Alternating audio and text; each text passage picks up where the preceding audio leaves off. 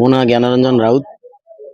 आसंता 8 तारिख रु 15 तारिख पर्यंत सर्वभारतीय गंडरपुर कप फुटबॉल टूर्नामेंट अनुष्ठित होगा जाउची, जार आयोजक यूनाइटेड यूथ स्पोर्ट्स क्लब गंडरपुर एवं गंडरपुर ग्राम कमिटर समस्त मेंबर बंधु माने चलित वर्ष ये टूर्नामेंट रे ग्रामांचल 16 दल एवं सहरांचल 8 दल एवं ग्रामांचल बी डिविजन 8 दल टोटाल ग्रामांचल 24 दल एवं सहरांचल 8 दल भाग नेउछंती।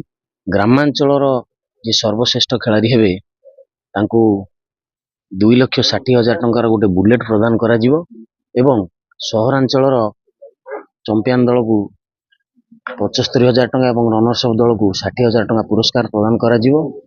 चलित वर्ष प्रति वर्ष भली दर्शक दरबार पाई मागणारे लॉटरी कार्यक्रम रही जो थे कि समस्ते खंडे खंडे बिना मूल्य टिकेट काटी भल भल उपहार तथा TV fridge washing machine cycle इत्यादि मागणा उपहार पाई परिबे।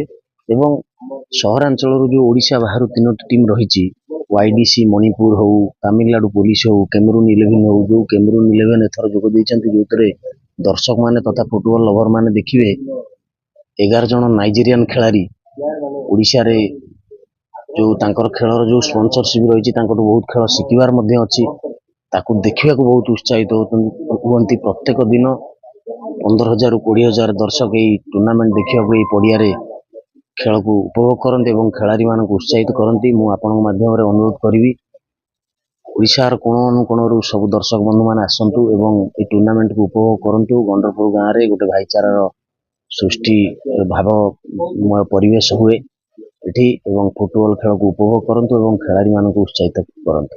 धन्यवाद।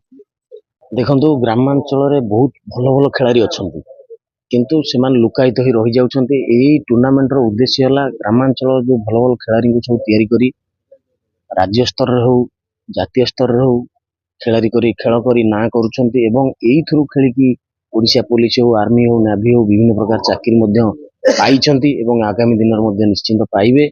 फुटबॉल खेलर उद्देश्य होउची एठू फुटबॉल खेली विभिन्न प्रकार सरकारी दल रे विभिन्न प्रकार चाकरी पाउछंती एवं निजर परिवार पोषण करि पारुछंती एवं निजको जातीय स्तर रे निजर ख्याति अर्जन करि पारुछंती।